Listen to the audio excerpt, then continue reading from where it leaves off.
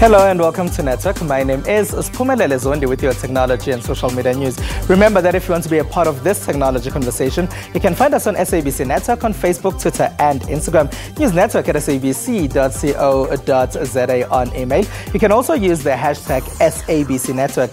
Today our Twitter poll is asking where you do most of your shopping on Black Friday and during the holiday season. Results of that are coming up later in the program. Here's what's coming up today. We find out what you mostly use your laptops for. Is it gaming or good old writing? We meet a Somali teenager who uses YouTube to teach kids about forced marriage. And as people are shopping a lot this time of the year, we are asking how online retailers can cope with the demand without their platforms crashing. NetApp's Chief Technology Officer Patrick Mapopa is here for that one. Hello and thank you very much for joining us. Good morning and thanks. All right, how important is it for online retailers to ensure their systems are in place? It's extremely important considering three factors: the dynamics of today's shoppers, the competitive landscape, and most important, the market conditions we have. All right, hold that thought. We'll have that discussion later in the program. But first, your technology and social media news.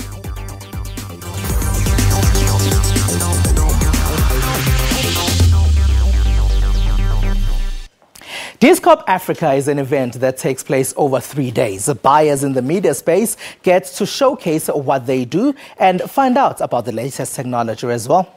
The explosion of new digital platforms in recent years has created a range of opportunities for content producers across all mediums to express their ideas, distribute their work, and to interact with their audiences.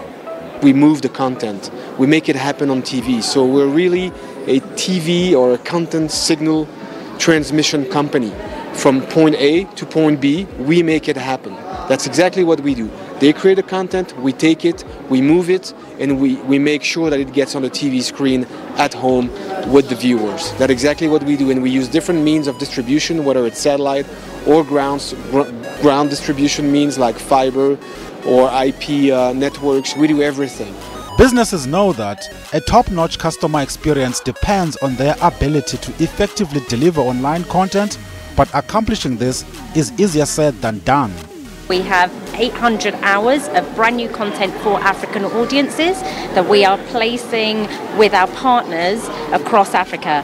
So far we have 44 partners across Africa in 19 different countries, and we've launched 15 programs, and we've got a whole lot more to come. So we did a lot of research looking at what were African audiences wanted, what were the young audiences interested in, how did they want their factual information, and in what format.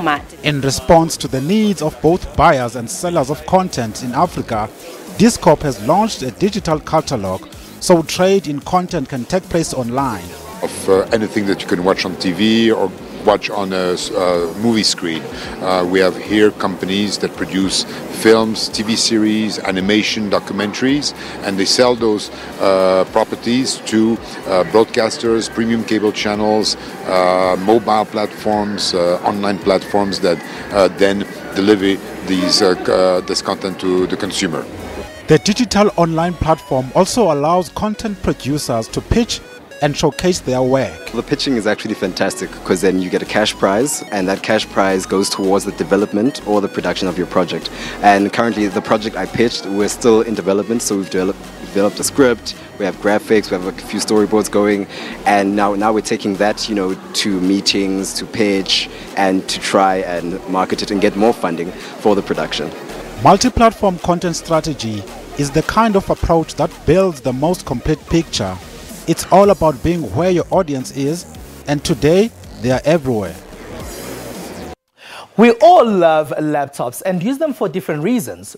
Would you pay between 30 to over 50,000 Rand for one though? We use our laptops for many different purposes. As a part-time student, I find it very handy. You can carry it around and writing my assignments, and also, to get into the internet to research whatever I'm studying, to download some content for the kids. largely because we're trying to curate what they watch on TV and also to type out some work, and obviously surfing the internet at home. Some say they need faster, powerful laptops to play video games. Lenovo believes they have provided that if you have about 30,000 to over 50,000 rand. That is for you gaming, right? But it's not just for gamers, because obviously the gamers that we saw are not only your 14, 16 years old. There are people like you and I that actually work during the day. Gaming experts here say they approve of the speeds and power packed in Legend laptops, but are worried about the price mentioned. They come with just the amount of power you need to play games at 1080p. They've got RGB backlit keyboards. They look fantastic, and Lenovo's put little tweaks in, like making sure that they don't overheat, which is a problem with gaming laptops at times, and they've addressed that. But there are those who say if it looks cool, does the things they want, and is fun too, then they can have fun with this product. I like the yoga. I like the flexibility of it. I like the fact that you can, it's supposedly very light, so you can take it out with you, leave it in your handbag, that kind of, it's just really easy to take along with you. South Africa is the first in Africa to receive these. Let's go to Iceland now, where we meet a high school student, Najmo. She fled Somalia on foot through the Sahara and then the Mediterranean. She's now an activist who uses YouTube to chat to her 19,000 subscribers, who are mostly in Somalia. High school student Najmo is in Iceland, but she still communicates with women back home in Somalia. She's doing this through YouTube, hoping to inspire girls facing the same struggle she has. Videos I do is to inspire young people in general, especially to empower women, because Somalian women have no right to speak. Najmo was given little choice when she was 13, forced into an arranged marriage to a man 3 times her age. She fled Somalia, making the treacherous journey across the Sahara and the Mediterranean, and eventually finding asylum with a family in Reykjavik. We're not the same color. We're not the same country. We're not even the same religion. And we're still family and take care of each other and love each other. And I do ask myself again, why can't the world be exactly as we are here in this family? From her bedroom, Najmo runs her social media channel, which now has nearly 19,000 subscribers, hoping to unpack taboo topics such as forced marriage and women's rights in Somalia. Brilliant work there by Najmo. It's SABC Network on Facebook, Twitter and Instagram. After the break, we chat to Patrick Mapapa. He is the Chief Technology Officer and Africa Technology Evangelist at NetApp. Stay with us.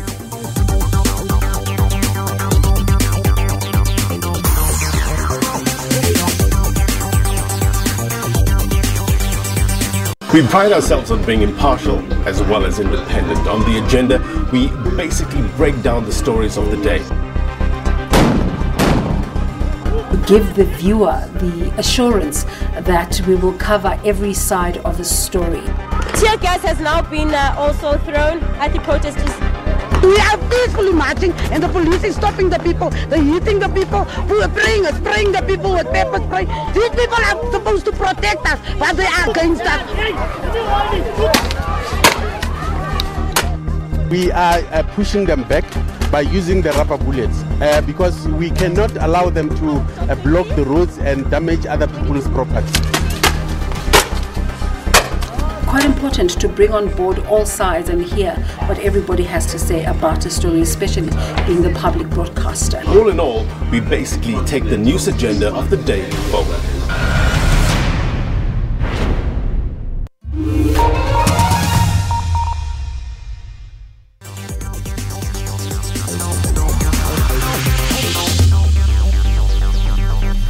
It is SABC Network on Facebook, Twitter and Instagram. Thank you very much for being a part of our network. Now, Amazon.com, the world's largest online retailer, has said it has released some customers' data to third parties by mistake. They say this was due to a technical error they experienced. Amazon has said that the error has been fixed. They haven't revealed who the third parties that now have some of their customers' details are. Amazon did, however, email some customers to report that some of their details were mistakenly shared. This can't be good news as people are looking for sales online this time of the year.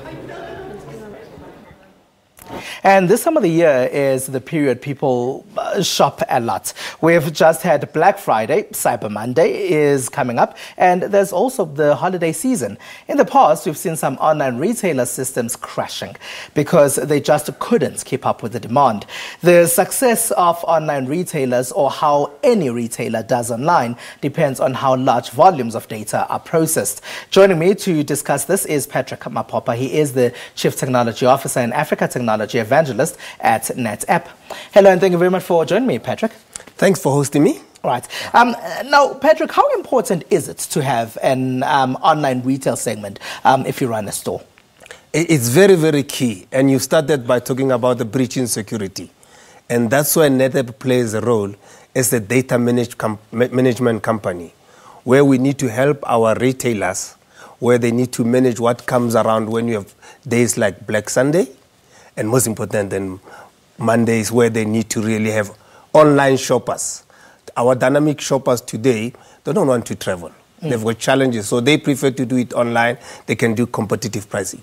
And for us as a data management company, it's key for us to assist retailers in securing their data, in protecting their data, and having the data mobility with confidence that they can use it within their hybrid cloud infrastructure. Let's talk about that security of data, because we've just learned that Amazon had a leak, and it's not the first time that we hear of a big giant having a leak of a similar kind. How can they go about securing their customers' data? Okay.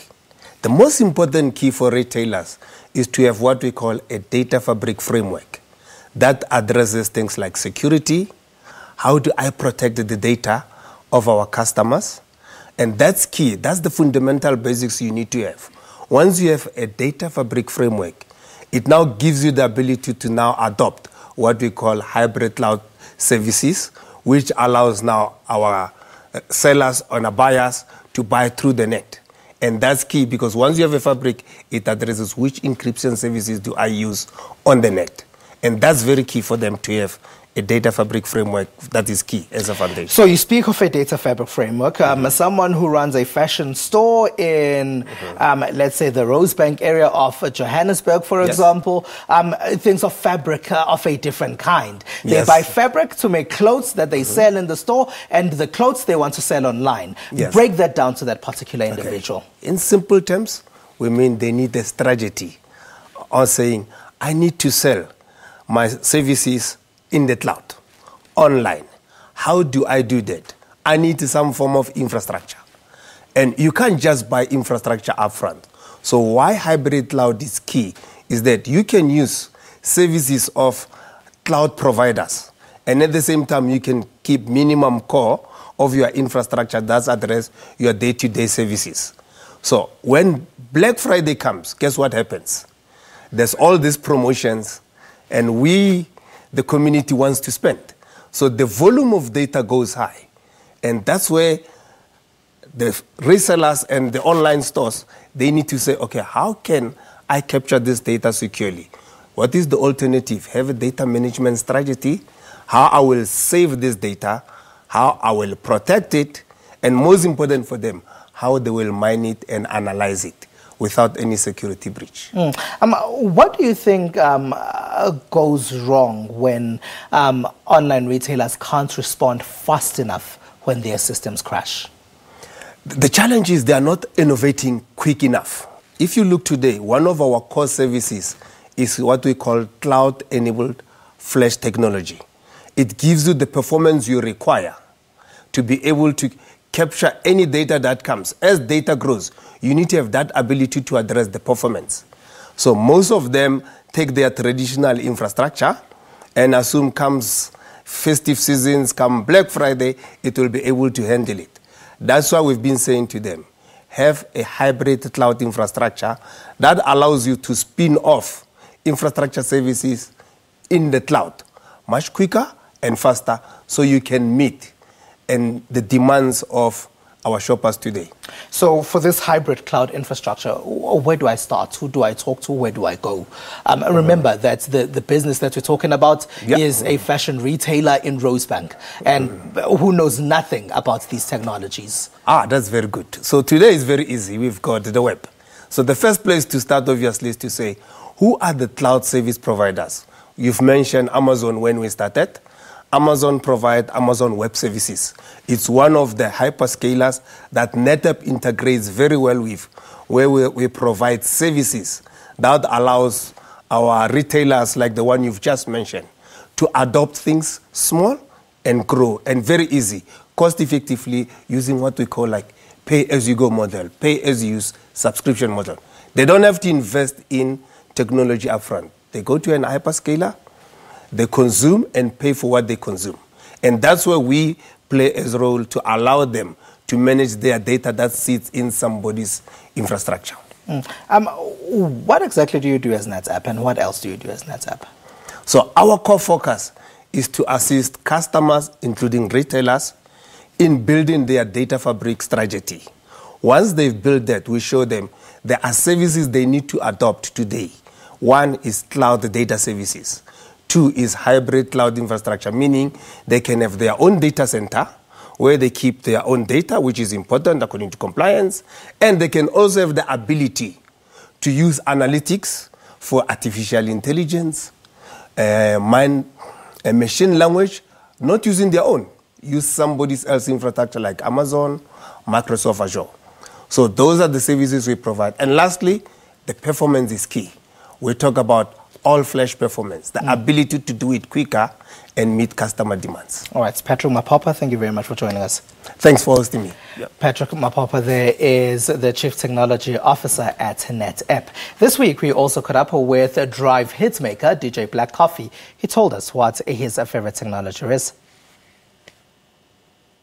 Hey, what's up, everyone? This is Black Coffee, and my favorite gadget would be my phone because it carries all the apps and I can do basically anything I want to do on it.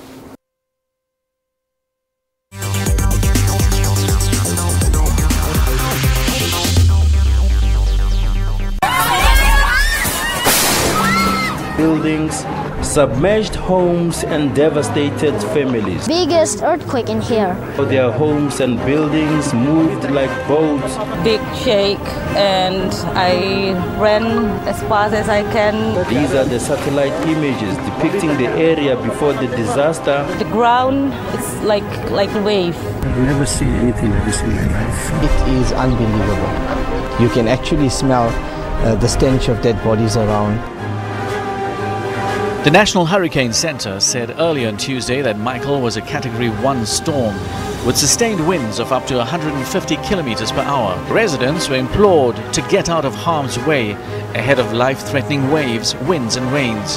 Flash flooding over the weekend caused 13 deaths in Central America after Michael formed off the coast of northern Honduras.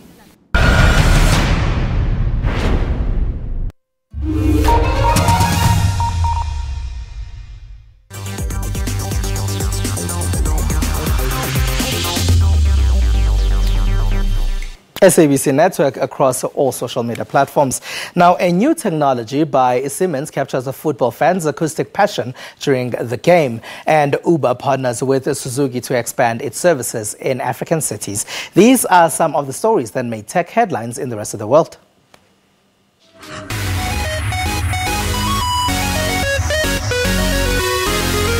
Researchers at German engineering firm Siemens have devised a method to illustrate fan energy during soccer matches by capturing a stadium acoustics. Siemens said its systems can pinpoint the most important fans during the course of a soccer match for the first time and show the off-pitch atmosphere in the stadium.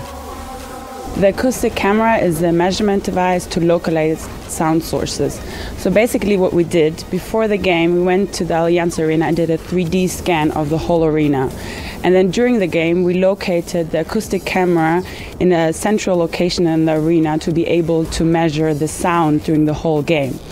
And this information gives us the opportunity to actually analyze the data to be able to tell very accurately where the sound is coming from in which minute in the arena.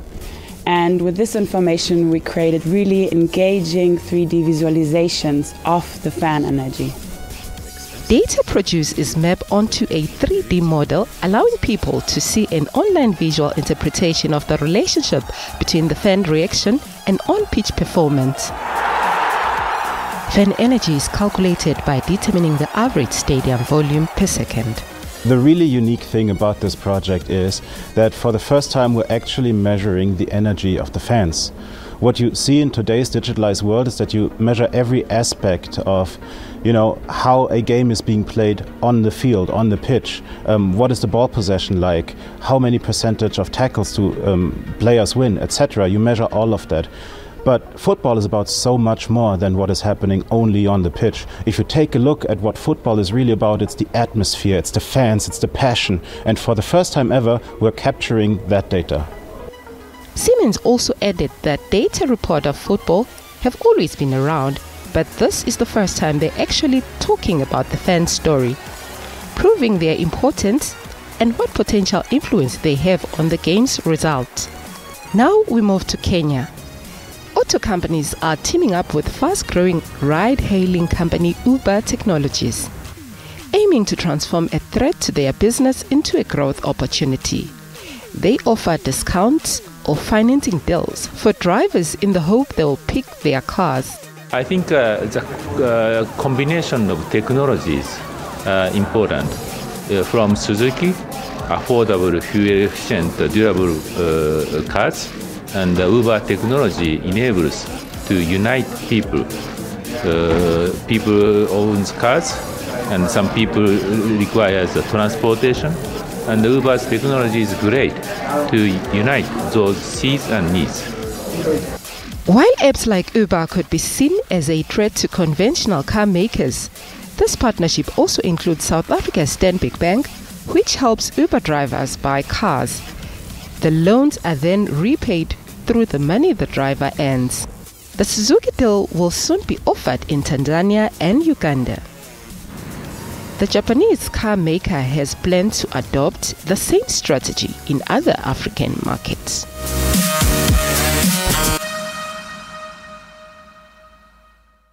Today, our Twitter poll, we are asking you where you do most of your shopping on Black Friday and during the holiday season. Now, 21% of respondents say they shop online. There's another 21% that says they shop at physical stores. 8% of respondents say it's a combination of the two. The majority of people say they don't shop on such days. That figure is at 50%. Wonder how true that you don't shop on such days, especially on the holiday season. That's all we have for you. Find us on SABC Network on Facebook, Twitter and Instagram. News Network at sabc.co.za on email. We leave you with visuals of a driverless bus with high-tech detectors in central China. From me and the rest of the network team, have a good one. Bye-bye.